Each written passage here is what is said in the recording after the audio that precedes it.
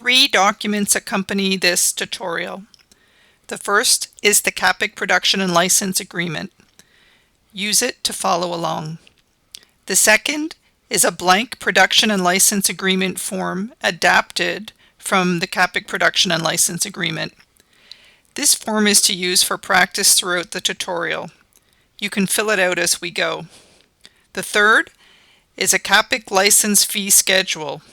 You'll need this when we get to the license portion of the form. Documents are available from the Course Resources section under Distributed Documents on Leia. Throughout this tutorial, when you see a slide that looks like this one, that is with the gray along the bottom of the slide, stop and open the Production and License Agreement practice form. Then follow instructions to fill out the fields on the form. This is the layout and job brief that we're going to use to practice creating a production and license agreement. Hit the pause button and take a screenshot of this slide. You'll need to refer back to it a few times throughout the tutorial.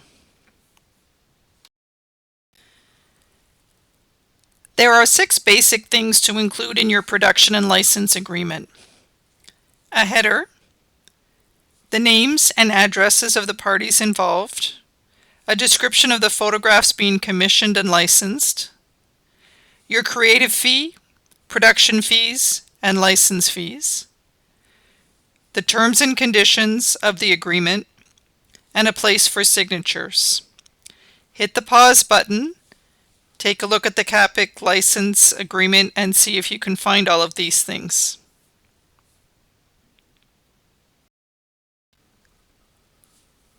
The document is identified in the header with both a title and a reference number unique to this agreement. The title, Photographic Production and License Agreement, makes it clear that this is an agreement. It happens prior to the job, contrary to an invoice, for example, that happens after the job. Reference numbers are useful to use across your paperwork, so you may use the same reference number in this license agreement that you would use on the invoice for the job. One easy way to do a reference number is to include part of the date. So for example, your reference number might include the year and then the job number in that particular year. So here I use the example 2020-001.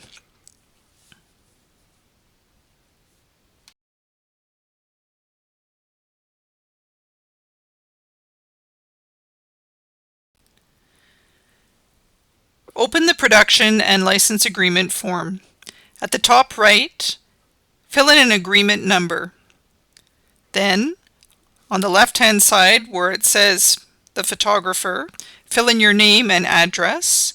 And on the right-hand side, fill in the client name. You'll find the client name back on that slide that I asked you to take a screenshot of.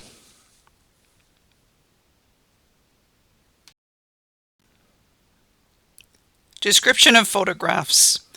This section of the document has a few different purposes. First, it communicates an understanding of what the commissioned photographs will look like and the purpose they will serve. Your description on this document will help the client know if you understand what the job really is. Second, it establishes the production value of the shoot by describing the parameters that will add cost to the production. So for example, in this particular shoot, you're going to have to put 2 photographs together. That could be described in the description.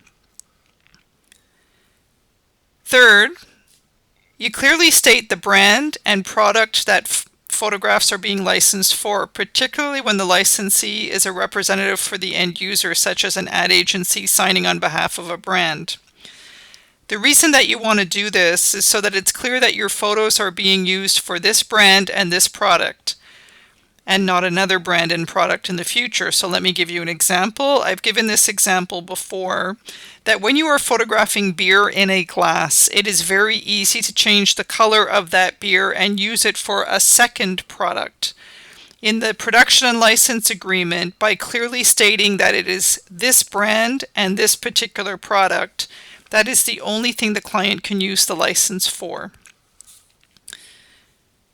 And then finally, the description also helps in referencing or identifying photographs for all future paperwork, such as invoicing and additional licensing. So for future licensing 3, 4, 5 years down the line, you can copy and paste this exact description into a license in the future. You can also copy and paste this description for invoice purposes as well.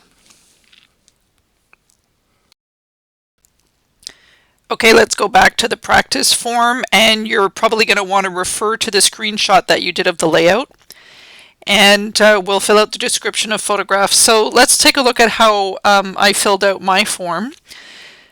First 2 sentences. One final image using 2 photographs put together to represent a living room before and after a decor makeover. The left depicts an old grungy living room, while the right represents a new and modern living room. So what these 2 sentences are telling us about the production of this job is you're delivering one final photograph, but it's being made up of 2, so that you actually need 2 room sets to do this job. And there's going to require a certain amount of retouching to merge the 2 images together. When you're using words like modern living room, well, that also describes a certain price range for props and that sort of thing. But it also lets the client know that you understand that you really need to have these 2 rooms contrasting. One is grungy, the other is modern. Okay, next sentence. A woman in her late 20s, dressed casually but fashionably, sits on the modern couch as per layout supplied by the client. So again, this is sort of describing that you're going to need to do a casting. You understand that the woman is in her 20s and that she's dressed casually but fashionably. Again, it sort of describes the type of costs that you're going to have to put into the clothing for this woman. The final image is for Scotiabank cashback credit card offer. So not only are you stating the actual brand, but you're also stating what the product is. So the brand being Scotiabank, and it's for specifically their cashback credit card offer. So that sort of helps narrow down what the licensing is for. It's not for another Scotiabank product. It's not for another bank product. It's not for another lifestyle product. It's specifically for Scotiabank and specifically for the product that gives cash back with a credit card.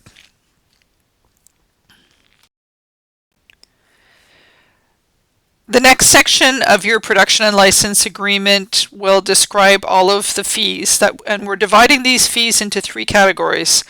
The creative fee, or otherwise known as the photographer's fee, what we used to call the day rate, production fees, and license fees. Now we've looked at all of these before, but let's review.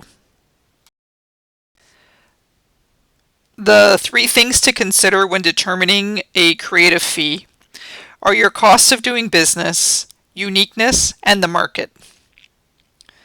Your costs of doing business is the non-reimbursables that cannot be charged on a specific job.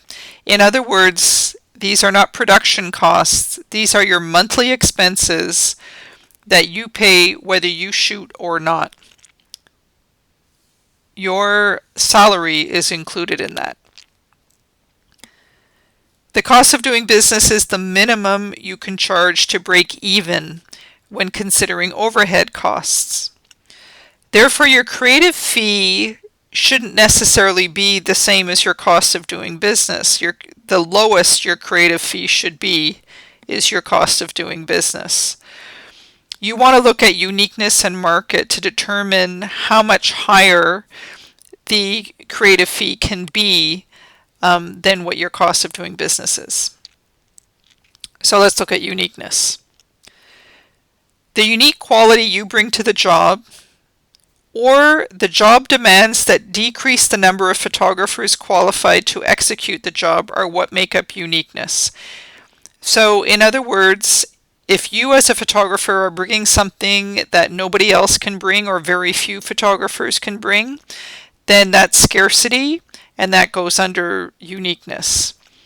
I suppose one thing that we can look at here is that old Uncle Bob guy that I keep bringing up, that guy with the camera that calls himself a photographer. And yeah, he can pull off certain things.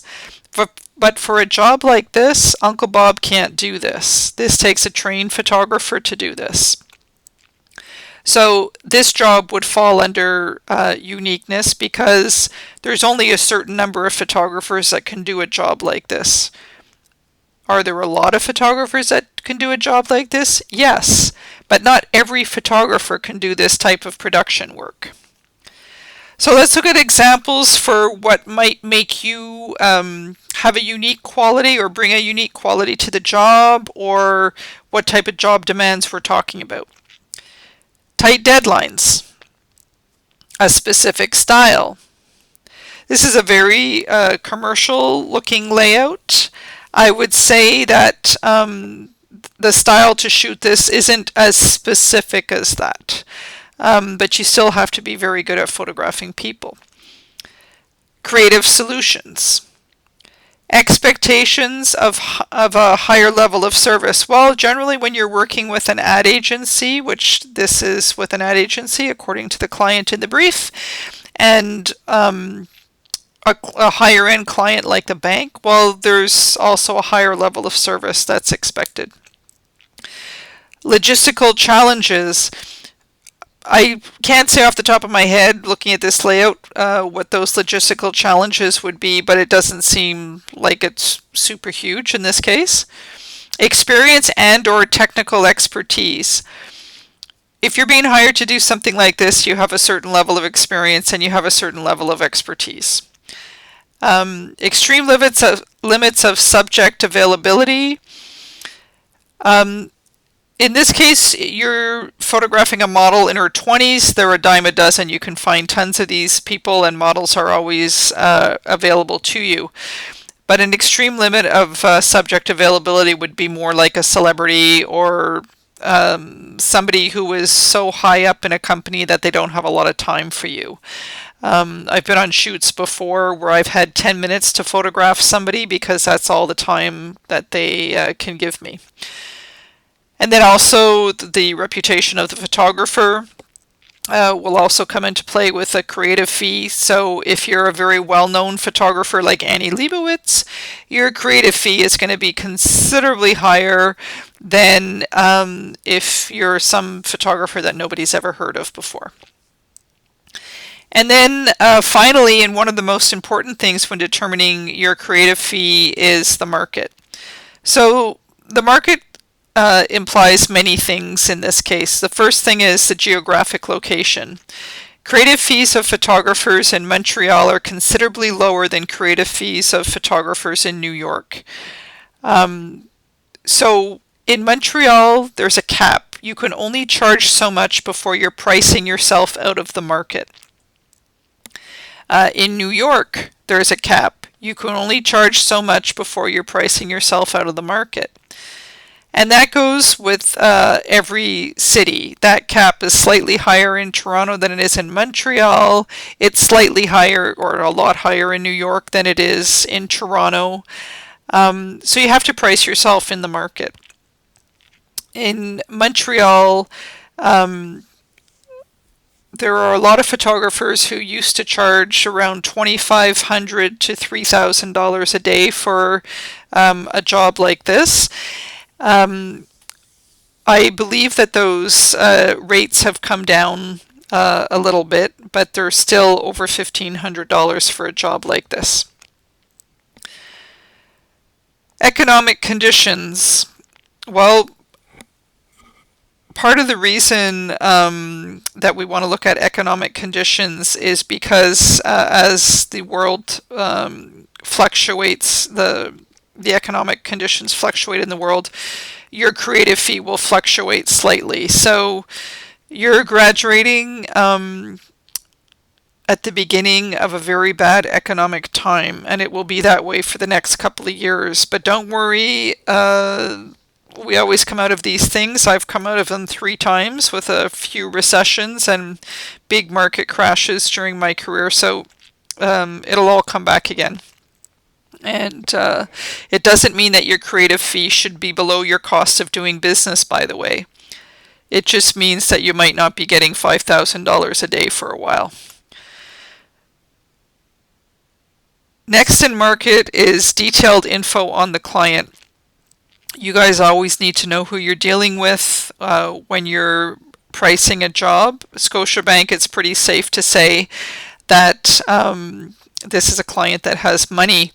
But just because a client has money, it doesn't mean they want to spend money on all projects. So for example, I can remember Imperial Tobacco asking me to quote on a job, and I was shocked at how low their budget was. In the end, I refused to do the job because they want full image rights. They want me to give up my copyright.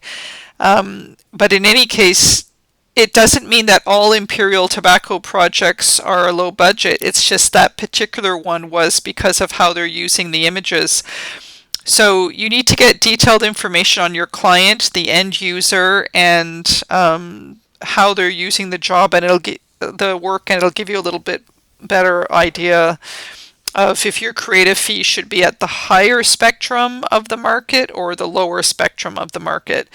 You cannot charge the same thing for a small local mom and pop shop for your creative fee as you can for a large brand like Scotiabank or Coca-Cola. And then you also want to look at industry norms to determine your creative fee. So for example, if what you're shooting is an event, there are industry norms for events, there are industry norms for editorial work. So a good indication of not necessarily exactly how much the creative fee is for industry norms, but the difference between different industries is to look at the CAPIC license fee schedule, because you'll see just from the difference in licensing fees how different clients expect to pay for photography for one market versus another. So like I said, if it's an event, not a wedding, but like a corporate event, handshake photography, you might be getting anywhere from $350 to $750 a day, maybe a little bit more, depending on the event. If you're doing editorial photography, you might only be getting $150 a photograph, maybe a little bit more, maybe a little bit less. If you're doing anything for educational purposes, there's not a lot of money there. So there's all these industry norms. And like I said, check out the CAPIC license fee schedule. It's not going to specifically tell you what your creative fee would be, but it'll give you a little bit of an idea of where the money is. And where the money is, it's also there for creative fees. You'll see that in print advertising, the billboards, and the outdoor media, that's where photographers are getting the most for their licensing. It's also where you're more likely to get a higher creative fee. So when you're filling out the form, the practice form, take the original creative fee that you did in the creative fee exercise, and then just wiggle it a little bit for this job. Sort of see if you would charge that for your day rate or for your creative fee, or squeak it up a little bit. Considering all of these things, you're in the Montreal market, it's advertising, it's a big client. You have quite a few photographers in Montreal who could do this job, but not millions. But you have a lot of photographers in Montreal that can do this job, so you have competition. So there's a bit of scarcity or uniqueness, but there's not tons of scarcity or uniqueness.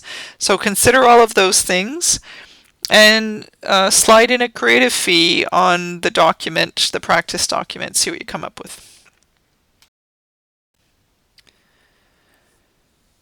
So again, referring back to the practice form, based on your cost of doing business, the uniqueness and the market.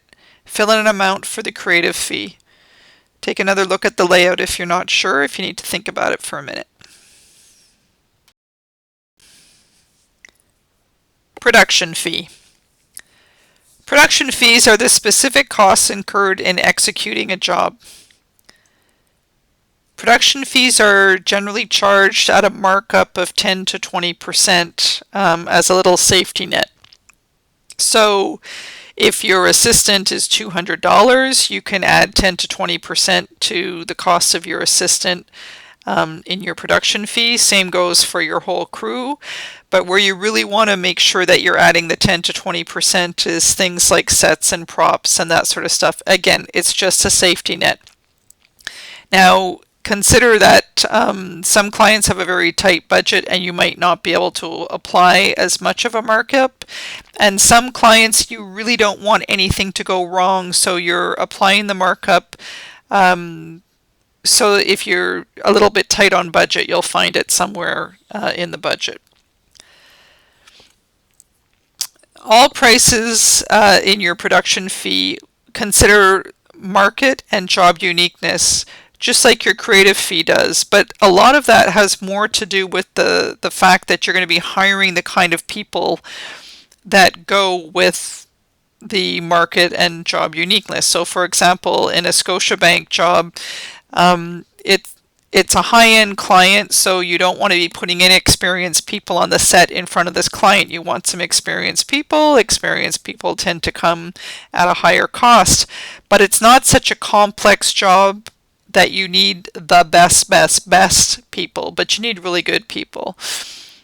So for example, if you were shooting Victoria's Secret catalog or Victoria's Secret advertising, you're going to need the best hair and makeup that money can buy without a doubt.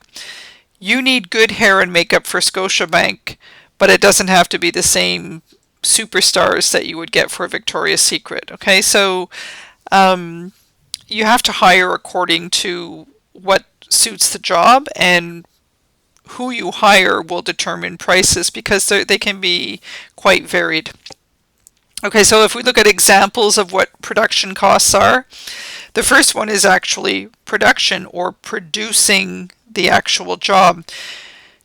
A lot of the jobs you're going to do when you start out, you do not charge for producing. They're not going to be a large production job that you have a ton of stuff to put together, so you don't charge for producing.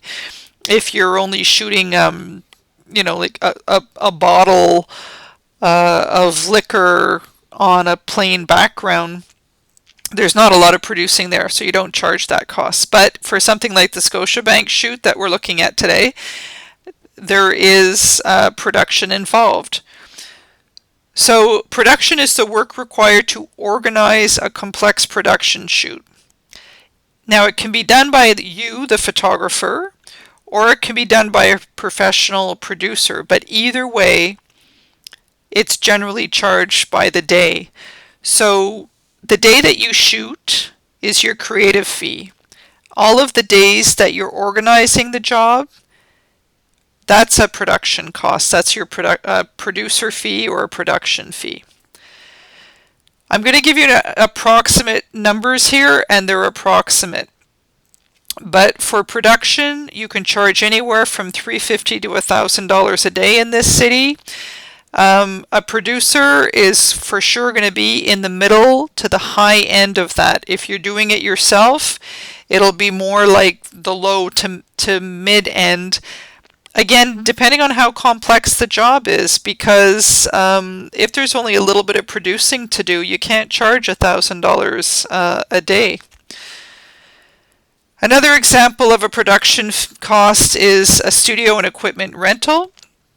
If you want a little bit of an idea of what that would cost for this job, because you don't have your own studio and you might not have all of your own equipment, you can go to the Photo Service or El Lozo websites and look at the prices in their rentals. Photo Service has a studio, and both those places rent equipment.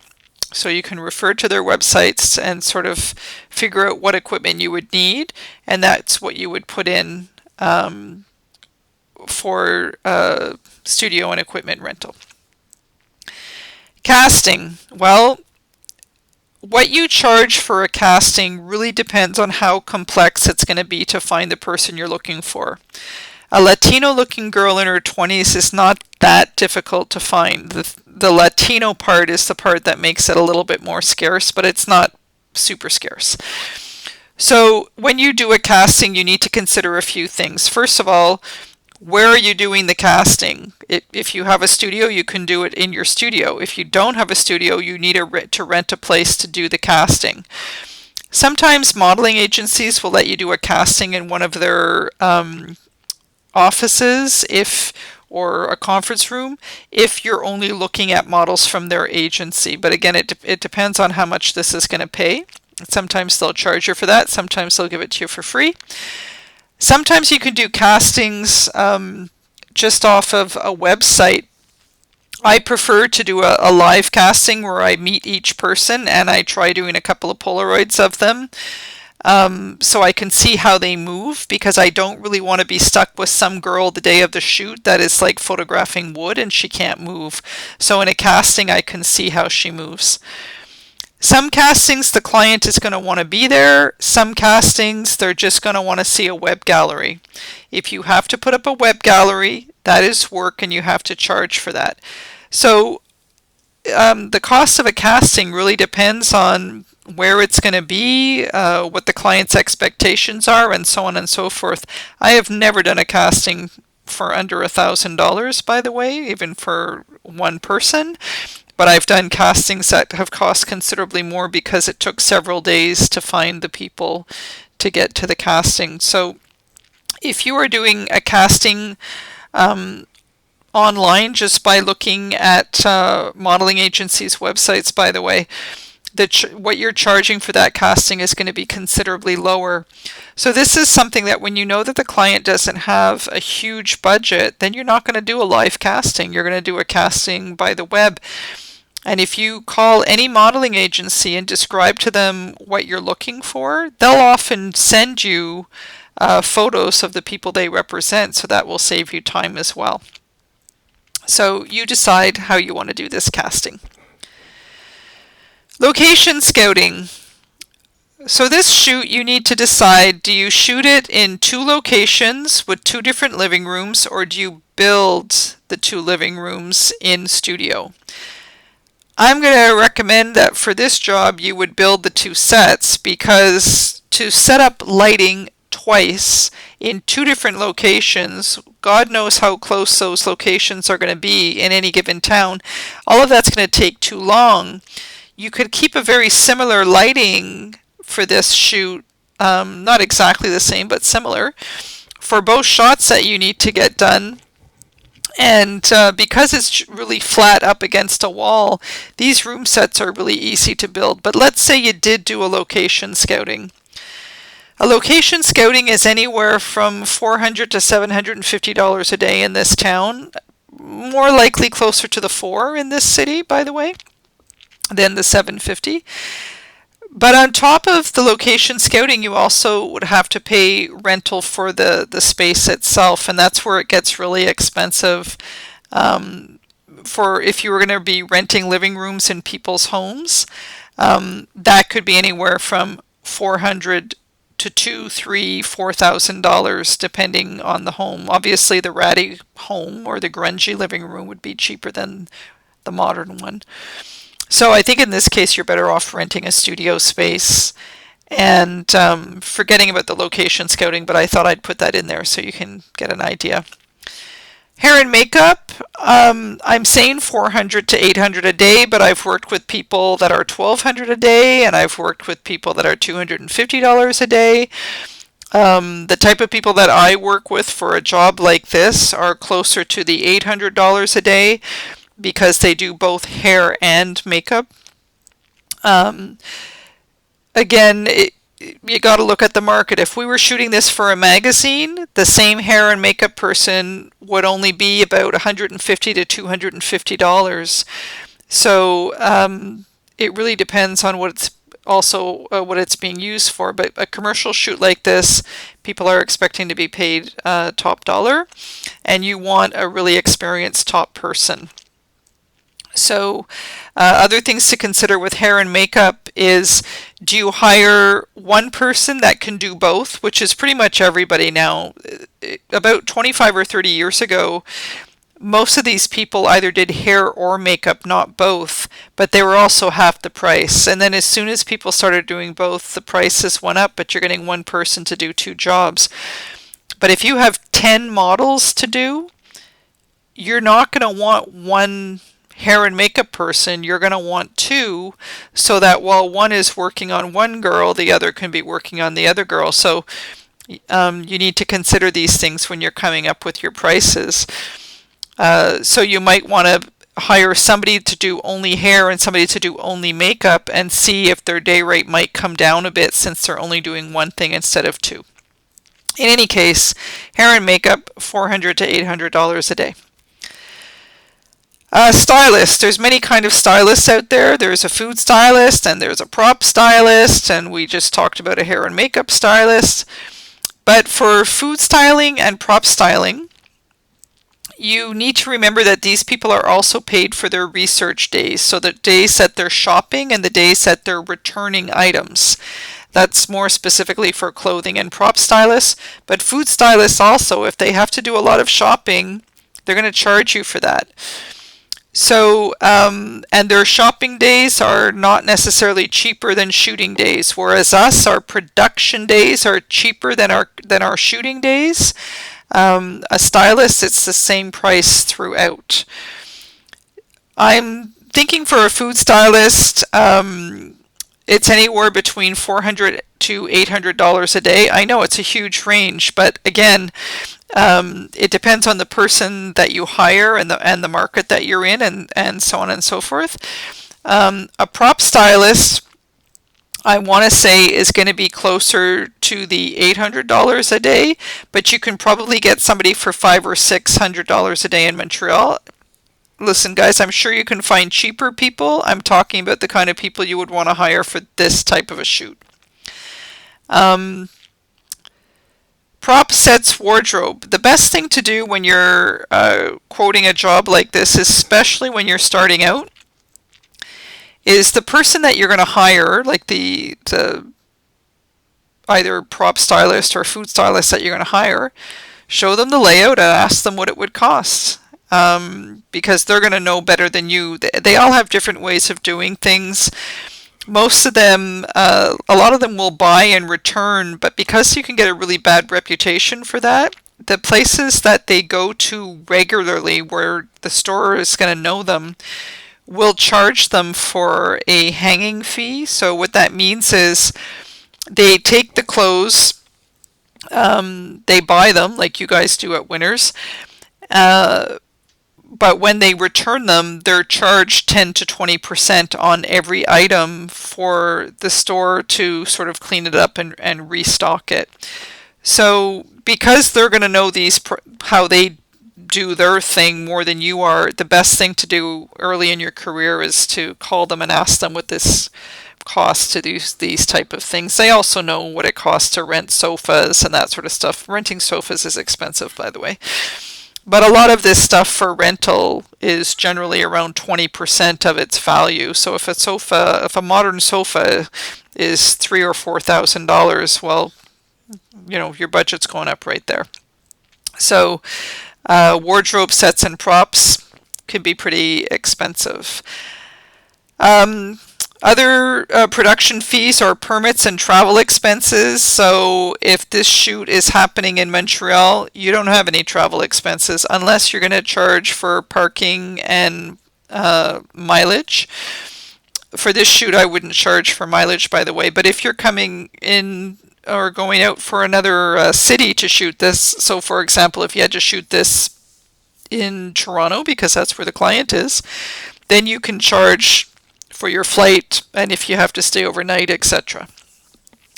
Craft services, everybody on set, including the client, expects to be fed. So that's lunch, coffee, drinks throughout the day, and so on and so forth. I'm going to say that decent price per person on a shoot like this, when we're talking lunch and drinks, is about $25 to $30 a person.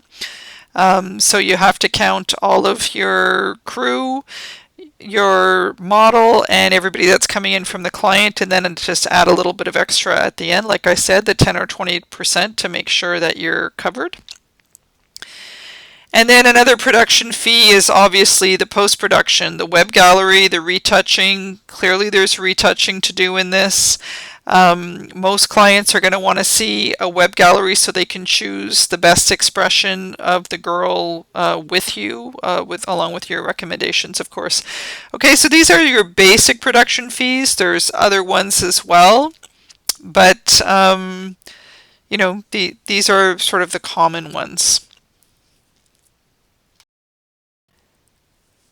Grab your practice form again and have the screenshot of the layout handy for when you're working on this, and you're going to fill out all of the items for your production fees. So on the form, fill out production costs before moving to the next slide. You can give a go at the amounts, but I'm more interested in the description. In other words, I'm more interested in knowing that you're considering what you're going to have to pay for, even if you don't have the exact amount. So take a guess at the amounts, but for example, I want to know that you want to include you know, a prop stylist or whatever, and I want to know how many days you think that prop stylist needs to work. Now I just want to draw your attention to at the bottom of the list here. It says licensee is solely responsible for all talent fees and expenses. When we say talent fees, we're referring to model fees and model expenses, meaning if the model had to fly in, meaning if the model had to go and get a certain hair dye job or something to prepare for the shoot. The reason that you want to put that the licensee is responsible for this is one of the highest things that you're going to have to pay out in the production of this is model fees. So why not put that responsibility on the client instead of having it on you? So by doing it this way, the client is aware that they will also be getting an invoice from the modeling agency. All right, so take as much time as you need and try to fill out all of the production fees on your practice form. And then come on back and we'll take a look at what you came up with. Okay, welcome back. How'd you do? This is some of the numbers that I came up with. Just remember, I'm more interested in the item list and the description than in the amounts, because amounts can vary depending on who your crew is and, you know, where you are and so on and so forth. That said, one thing to consider is the fact that this is a relatively high-end client. It's not a glamorous client, but it is a high-end client and it is a high-end market. So you're going to want to hire experienced people, and that should be reflected in the amounts. So some of the things I thought were needed for this job, production. So the pre-production and research I figured would be about 2 days, so at $350 a day each. And so that's kind of low because I was doing it myself. So that comes to $700. The casting for one Latino woman in her late 20s, I sort of thought that's including a web gallery. I have a location to do this, and I would do it in a probably like less than a half a day. Okay, so you also want to consider how long it's going to take you to do the casting. This casting, because it's only one person, that's relatively easy to find. I'm going to do it in a couple of hours actually, but by the time that I've sort of set up, done the casting, got the web gallery up, I'm considering it's taking me about 4 hours to do. Studio rental. I want to rent my studio for 2 days, not one, because there's room sets to set up. So I want to set up the first room set and get all the lighting going. and do a little bit of a lighting test, and then the next day we start with that set and really switch really quickly to the next set. So for the 2 days of my studio rental, I've put in $1,200. That's based on a price of a studio that I used to rent on a regular basis. You can check online to see what studio you want to rent and what it would cost. Photo assistant. So the photo assistant, you want the setup day. So that's that lighting test day. You want the shooting day, and you want also strike. Now, striking the set might be the same day. It might be the next day. In this particular case, I've hired an assistant that's $200 a day because they're not necessarily doing the computer part as well. So that's $600. Excuse me, I made a mistake. My shoot day and my strike are the same. My assistant is $300 a day. Okay, so it's one setup day and shoot and strike. We're striking at the end of the shooting day. Okay, prop and wardrobe stylist. So there's research to do. There's the day of the setup, so helping to set up the room, the shoot, and returns. So I think I had that as 5 days, that the research would be a couple of days, the setup is a day, shooting is a day, and returning is a day. And that came to $3,500. That was a stylist that was $700 a day. Props and wardrobe, it's for 2 living room sets, one grungy, one modern. So the grungy stuff is probably coming from the Salvation Army. The modern is probably coming from not a top store. We can't afford that, but you know, something pretty nice. It's not IKEA. This is not an IKEA set. The wardrobe is from head to toe. Make sure that you indicate that. It makes a big difference if you're including shoes or not in these prices. And it's for only one woman. Now the thing is, you can't have one outfit. You have to have several for the client to choose from. Now this is very low, what I've put in here. This is very budgeted, but I put in $1,200 for this, for this set. The only thing that might put me out of budget is the price of renting the sofa, the modern sofa, I think. Hair and makeup, it's only 1 day on set, and it's only one female talent. I brought in somebody that's $700. Hey, you could probably find somebody a little bit cheaper, but again, consider who the client is and consider what kind of person you want to bring in here. Craft services, so that's coffee, beverages, and lunch. And I'm estimating it at $25 a person plus 10 or 20%, and that came to $300. Post-production, so that's the web gallery. I'm saying basic retouching because I'm not doing any special effects here. The merging of the 2 final images, you have to admit, it's pretty simple, but it's still post-production. So I've put in $400 for that. And then I have a little miscellaneous thing for little items that I may not have put in there, like gaffer tape and you know, the little detail stuff. I've just put a budget of $200 in there. And again, I'm just highlighting and letting you know one more time that I am putting the onus of the talent fees on the client. So licensee is solely responsible for all talent fees and expenses. I don't want to be responsible for that, if possible. And if I add all that up, it comes to $9,800. I do not want you to worry if that's not the price you came up with. What I want you to be cognizant of is, are these the items that you included on your production fees as well? And maybe you came up with other stuff that I didn't think of, by the way. But you should have at least this, okay?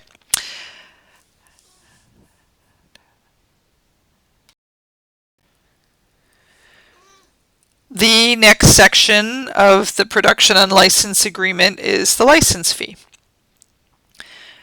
The goals of a license agreement are to grant your clients an agreed scope of usage permitting only specific usages while constraining all other usages, to ensure that the license is understood, and to protect photographs from unlicensed usage. So everything that you include in a license agreement has to somehow communicate those three things. So what do you want to include in a license description? Well, the number of images being licensed, the media permissions, otherwise known as the media, the placement, the quantity of media supplements, the duration, and by the way, I would be very specific with the start and end dates. That's based on experience, and the territory where the image will be seen. You also want to state if the license is exclusive or non-exclusive.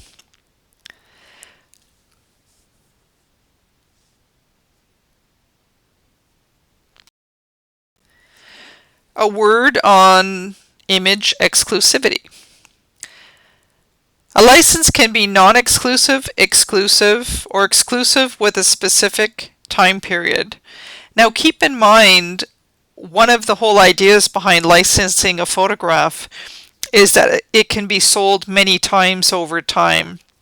So you might not be licensing your images for thousands and thousands of dollars. You might be licensing your images for $10.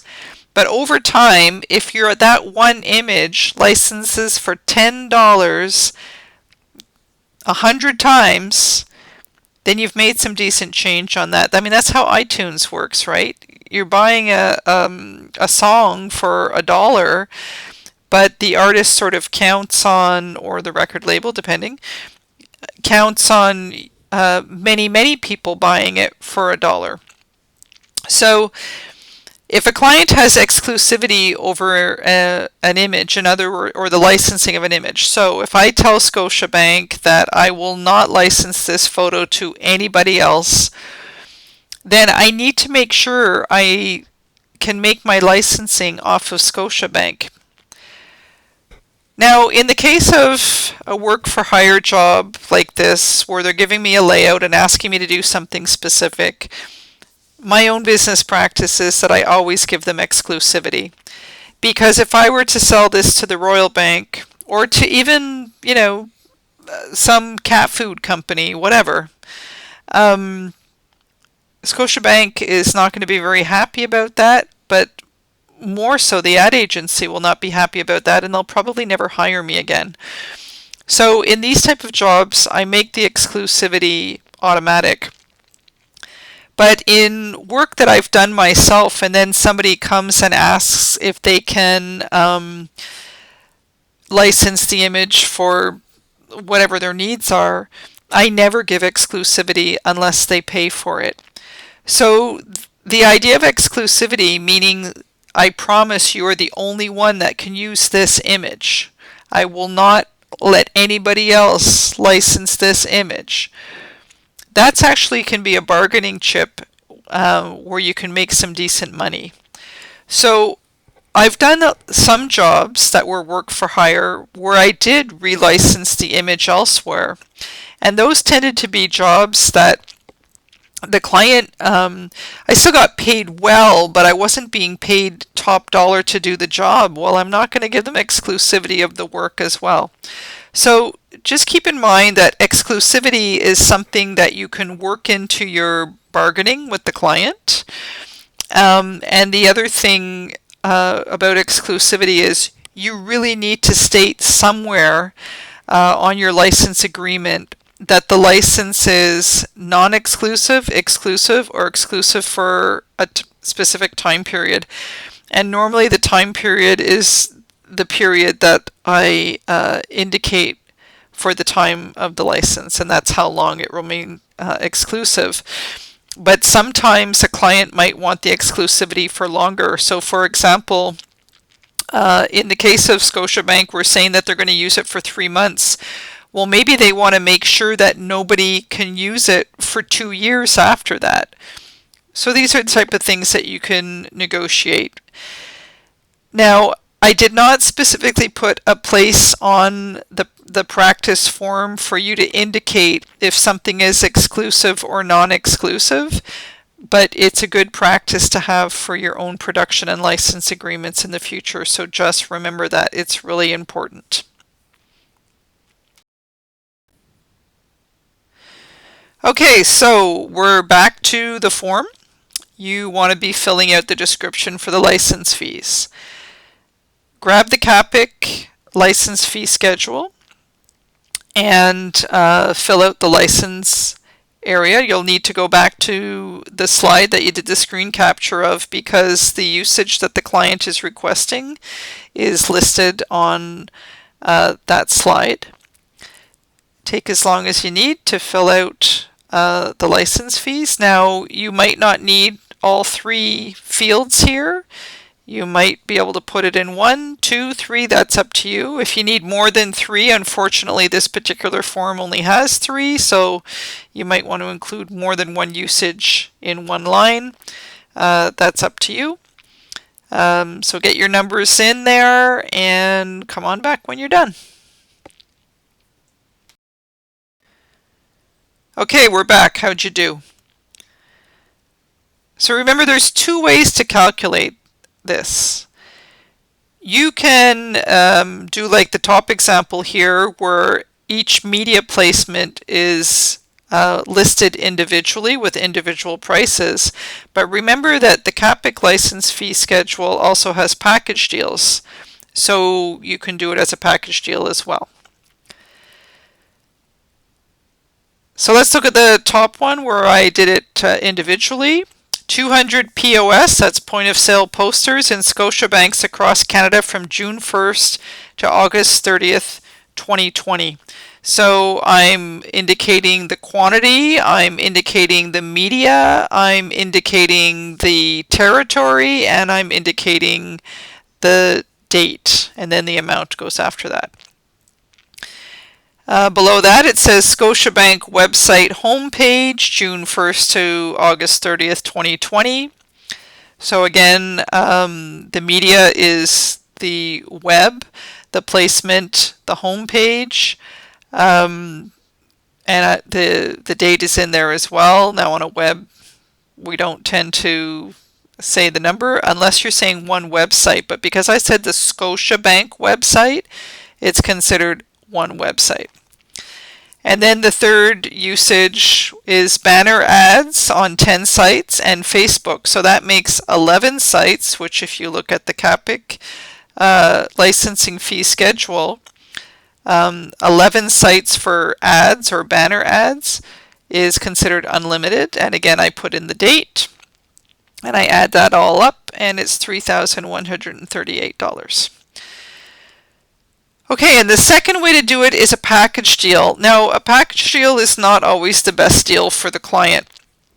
So in this case, again, I'm describing it so that all of the items above will apply. In other words, what works for posters, in-store, and web. And the package deal in the CAPIC document, there's a posters plus web advertising price, and I believe it's twice the photographer's day rate. So twice the photographer's day rate at $2,500 would be $5,000. In this case, you're going to want to go with the lower one for the client.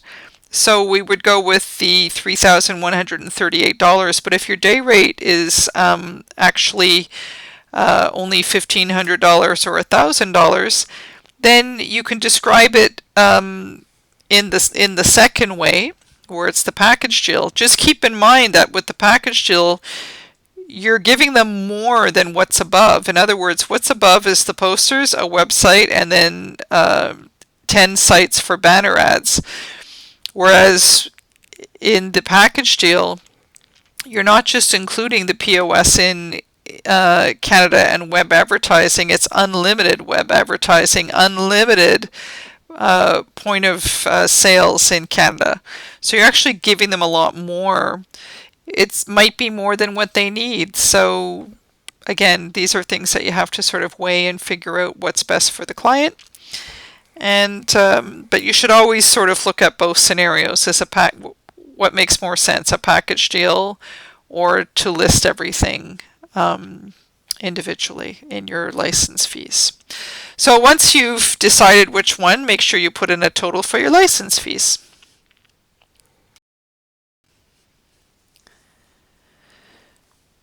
A large part of the production and license agreement is a quote. So the client is going to understand what's involved in the job and what they're paying for. But an equally or even more important part of an agreement are the terms and conditions that both parties are agreeing to. So both parties, meet in this case the photographer and the licensee.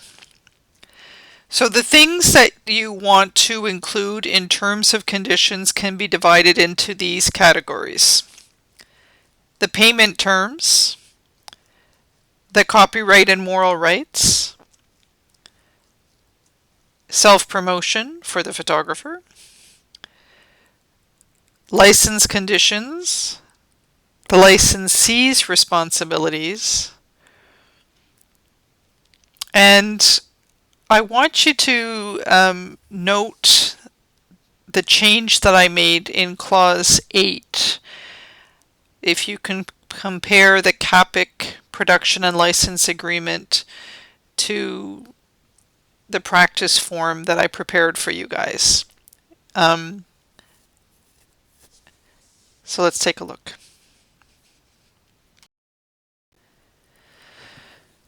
Okay, so we're back with the practice form again, and at the very bottom of page 1, you're going to see payment terms.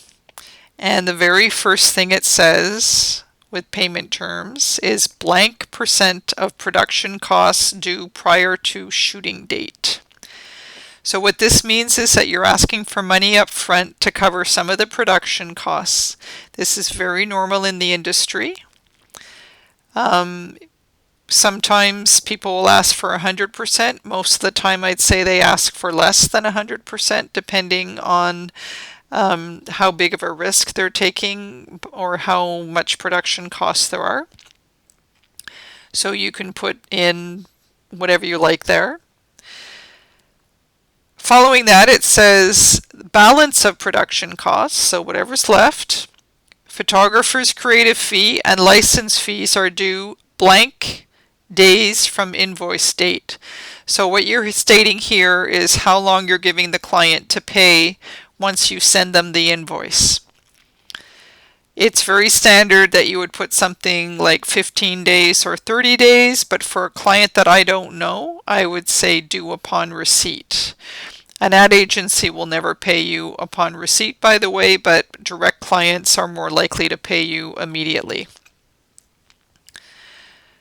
Now, you need to have some kind of incentive for them to pay you on time, otherwise, who cares, right? So if you're saying that it's due 30 days, but they don't pay you until, 120 days, why would they care?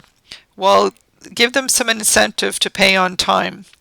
A monthly administration fee of 2% will be calculated and administered blank number of days from invoice date on all past due balances.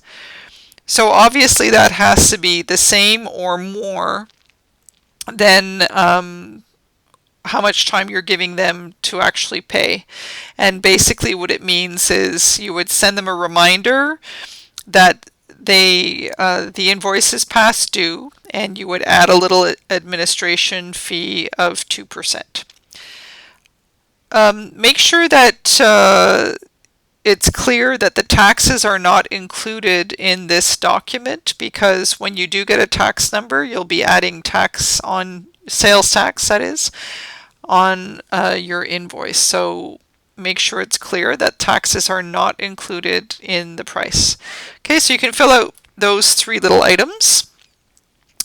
And then I'd like you to go to page 2. Now page 2, again, it's very similar to the CAPIC document. Actually, it's a copy of the CAPIC document with the exception of clause number 8, and I'll get to that in a minute. So clause number 4.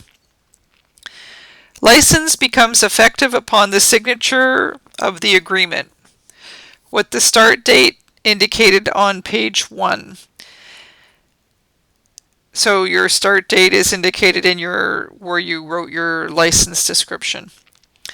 It will retroactively be canceled if the licensee is in default of carrying out the complete payment of the invoice in the blank number of days of receipt. That's got to be the same number as what you put in your payment terms on page 1, by the way. So if you're giving them 30 days to pay, you're giving them 30 days here as well. Okay, so if they have 30 days to pay, or the license becomes null and void. Clause number 6. All copies of photographs or any part thereof must bear the following words. Photo, copyright, that's where you put your name, and the year, 2020 in this case, unless written authorization to the contrary is given by the photographer. Okay, so you fill in your name and the year. And then clause number 8 was the clause that we've spoke about very briefly in class. And it's about clients losing photos. Now, keep in mind, we used to deliver originals that if the client lost them, we would never be able to make any kind of royalties or licensing fees off of them in the future. So we had to put a value on those photos if the client lost them. And clients would lose stuff from time to time. Not often, but it happened. Now, in today's day and age, you are delivering digital files, so really you should have an archive of all of your stuff. And if the client loses it, who cares? Well, you will care if they've paid for a 5-year license, and after 2 years they need the photo and they can't find it anywhere, and you need to go through all of your files to find it for them, in which case you would charge a de-archiving fee. So I made a small change to the caput clause, and it reads as follows. Licensee acknowledges that he or she is solely responsible for photographs. In the event that analog photographs in possessions of licensee are lost or damaged, parties agree to establish their value at, and you can put in a number that you value them at. Now consider you would have to reshoot this, right? So the value is going to have to be at least what it would cost to reshoot it. And that's for analog, so if you were to give them original photography. In such event, licensee agrees to pay set amount to photographer for every lost or damaged photograph.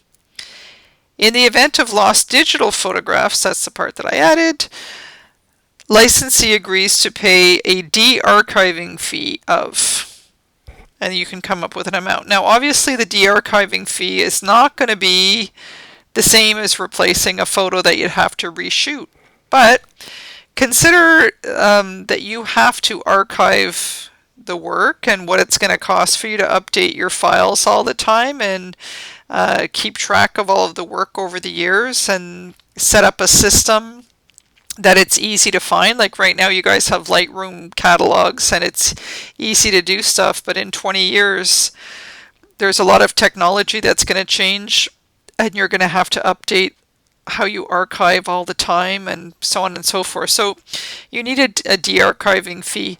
It's not going to be $500, by the way. I'm just letting you know right now that to go and look for a photo for the client should not really cost very much at all. So you'll want to put in a de-archiving fee. All right, so those are the elements that you're going to want to fill out for your terms and conditions. So get those filled out on your form, and then we'll move on.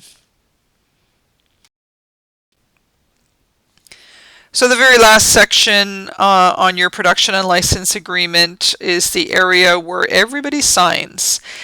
And you should probably grab your practice form right away so we can take a look at this. It's really important that you indicate the date and the place. It's sufficient to say in Montreal, by the way. You want to print the names of the people that are signing, and then you want the actual signature. So let's take a look.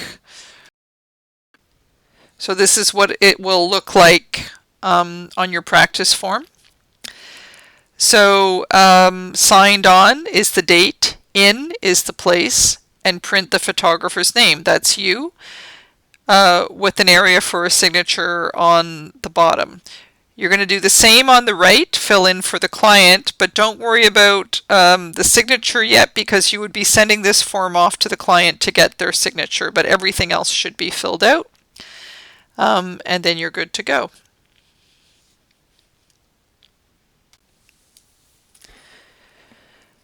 The production and license agreement practice form that you've been working on throughout this tutorial does not need to be submitted. It was just for you to practice. The same form has been uploaded to Leah as the summative assessment for production and license agreement.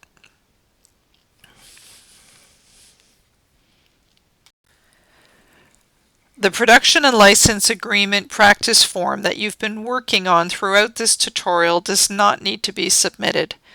It was just for you to practice. The same form has been uploaded to Leah under Summative Assessment, Production and License Agreement. You will be sent the description of the job that you are to create the Production and License Agreement for by Mio. If you have questions about Production and License Agreement or anything in this tutorial, I'll be in the Zoom room this coming Monday, May 25th from 8:30 to 10:30 to answer all your questions and clarify things for you. You are not obliged to be there on Monday. You can spend the time working on your summative assessment if you like. But I'll be there if you do have any questions.